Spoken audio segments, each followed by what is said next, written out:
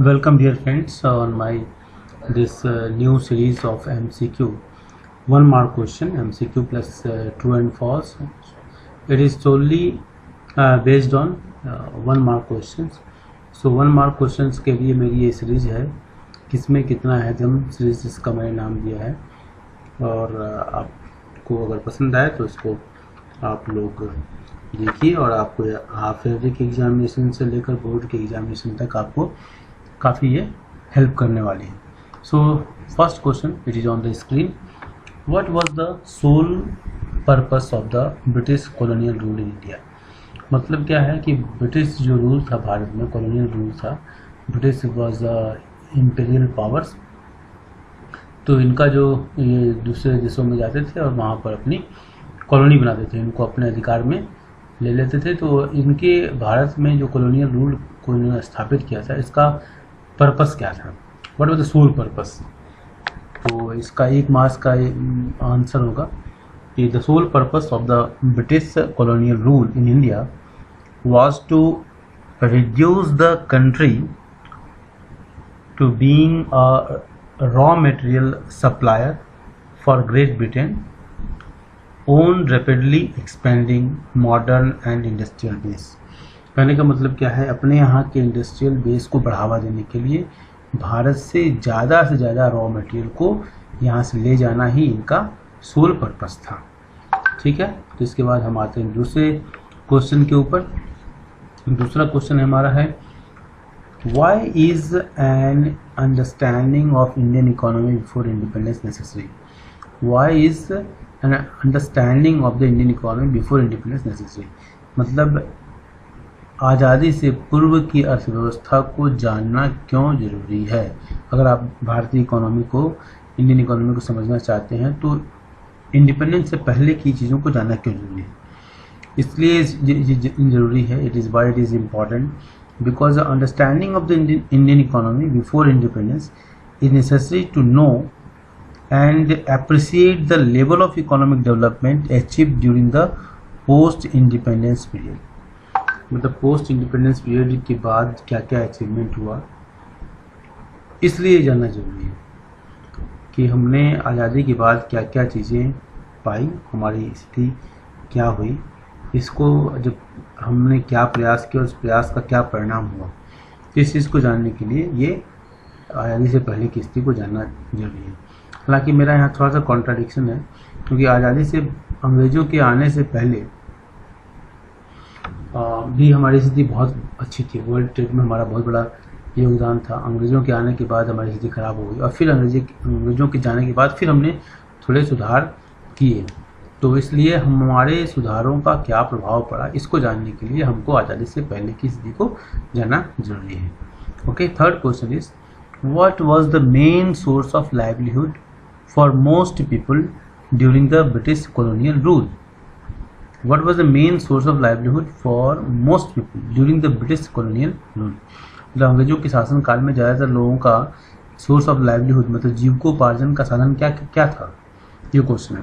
सो तो इसका आंसर होगा बिल्कुल flat answer, agriculture. So agriculture was the main source of livelihood for most people.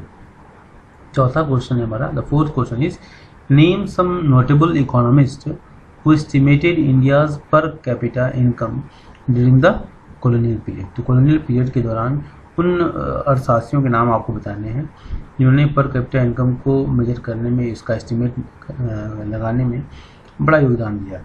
तो इसका आंसर हमारे दादा भाई नौरोजी जी हैं, विलियम दिग्बी जी हैं, फिनले सिराज और BKRV राव और RC Desai. So the notable people are Dadabhai Naoroji, जिनको हम grand old man of India भी कहते हैं। उन्होंने ब्रिटिश से ईस्ट इंडिया एसोसिएशन बनाया था, बाद में हाउस ऑफ लॉर्ड्स में इनको स्थान भी दिया गया था। तो इन्होंने ब्रेन ड्रेन की थ्योरी दी थी, drain of wealth, sorry drain of wealth, कि भारत से किस प्रकार अंग्रेजी शासन के दौरान भारत से यहाँ की जो संपदा है, एसेट्स है, वो कैसे विदेश में जाता है, इसका उन्होंने एक चित्रण किया था। ये बहुत ही अच्छा क्वेश्चन और कई बार ये क्वेश्चन आ चुका है। ये क्वेश्चन जो है हमारे पॉइंट ऑफ व्यू से बहुत बार आ चुका है, तो इसको मैं अंडरलाइन कर देता हूँ और इसको आप बिल्कुल, बाकी क्वेश्चन भी इंपॉर्टेंट क्वेश्चन है लेकिन ये क्वेश्चन हमारी तरफ लाइन बंद कर दिए। ठीक है, तो हम आके आते हैं अगले पड़ाव पर।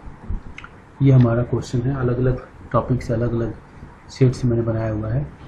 India's economy under the British colonial rule remained fundamentally agrarian, how do you से सो।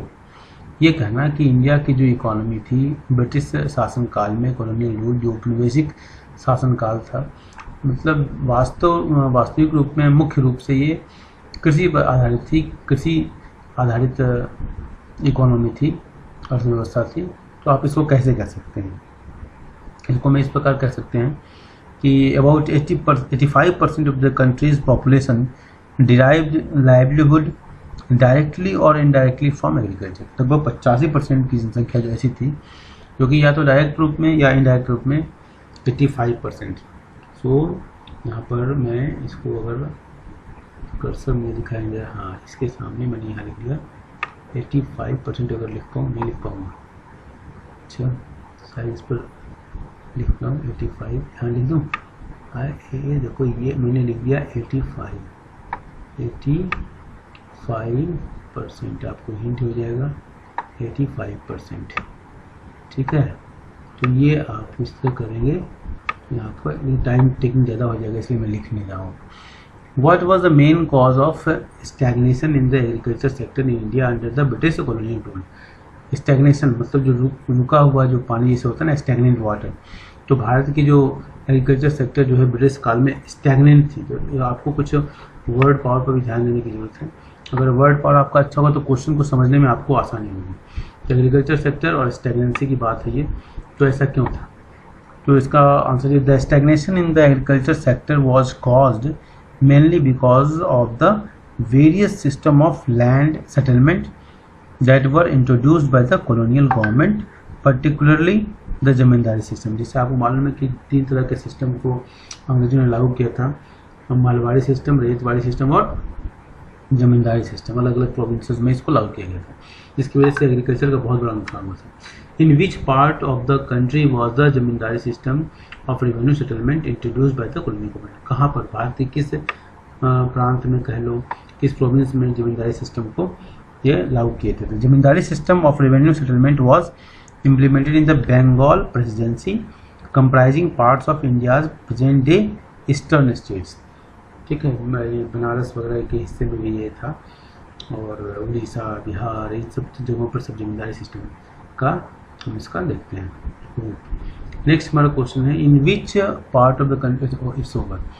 और now how did zamindari system of revenue settlement introduced by the colonial government cause immense misery and social tension among the cultivators. ये किस प्रकार ये tension और misery, इनकी बुरी हालत करने में मददगार साबित हुआ? तो the main interest of the zamindars was only to collect rent regardless of the economic conditions of the cultivators. This caused immense misery and social tensions among the cultivators. मतलब ये किन प्रकार टैक्स लेना था तो बस लेना था, that was the sole purpose, and इसकी वजह से क्या हुआ, किसानों की हालत, लोगों की हालत बहुत खराब हो गई। Next question, the main interest of the zamindars was only to collect rent regardless of the economic conditions of the cultivators, which caused immense misery and social tensions among the cultivators. Why did the zamindars adopt such an attitude? और उन्होंने ऐसा attitude क्यों बनाया? The terms of the revenue settlement were responsible for the zamindars adopting such an attitude. As for example, dates for depositing a specified sums of revenue were fixed by the British, failing which the zamindars were to lose their rights. मतलब एक प्रकार से pressure जमींदार के ऊपर सब अंग्रेजों ने ऐसा कर दिया था कि आप एक फिक्स डेट को आप नहीं दोगे तो आपकी ज़मींदारी चली जाएगी। तो ज़मींदार प्रेशर में थे, तो जो ये प्रेशर वो पास ऑन हो जाता है। इसलिए जब हायर ऑफिसर्स जब प्रेशर क्रिएट करते हैं अपने सबॉर्डिनेट, तो सबॉर्डिनेट अपने सबॉर्डिनेट को प्रेशर क्रिएट करते हैं। इस प्रकार ये प्रेशर का बिजनेस बढ़ता ही रहता है। एजुकेशन सिस्टम में भी देखने को मिलता है। तो ये हमारा क्वेश्चन था। अब हम आगे बढ़ते हैं अगले इम्पॉर्टेंट क्वेश्चन जो कि एनसीईआरटी से दिया हुआ है। Name some modern industries which were in the operation in our country at the time of independence. मतलब इंडिपेंडेंस के समय में भारत में कौन सी मॉडर्न इंडस्ट्रीज ऑपरेशन में थी। Name some modern industries. अब मॉडर्न इंडस्ट्रीज कौन कौन ऑपरेशन में थी which were in the operation in our country at the time of independence. तो इसका आंसर होगा cotton and jute textile industries. Cotton और जूट टेक्सटाइल इंडस्ट्रीज जो थी। Iron and steel industries, sugar, cement and paper industries. ये कुछ industries थी जो बहुत अच्छी कंडीशन थी। Cotton, jute, iron and steel, sugar, cement and paper industries. Define capital goods. अब कैपिटल गुड्स को डिफाइन कीजिए। इसकी नेशनल इनकम अकाउंटिंग में भी कैपिटल गुड्स आपने पढ़ा है। चलिए, capital goods industries are the industries which can produce machine tools which are in turn used for producing articles for current consumption। ठीक है, तो capital goods industries are the industries which can produce machine tools which are in turn used for producing articles for current consumption। और इसका last question है, name the area of operation of the public sector under the British colonial rule. Name the area of operation of the public sector under the British colonial rule. ठीक है, तो इसका answer हो जाएगा आपका railways, power generation, communications, ports and some other departmental undertakings they were under the functioning under the British colonial rule। Name the area of operation of the British public sector under the British colonial rule। तो ये हमारा railways था, power generation था, communications था, ports था and some other departmental undertakings. तो ये हमने कुछ क्वेश्चन किया। ज़्यादा लंबा वीडियो नहीं बनाऊंगा ताकि आप बोर ना हो जाए। तो ये हमारा छोटा सा वीडियो था। इसके बाद हम अगले वीडियो को हम इसी क्वेश्चन से आगे बढ़ाएंगे।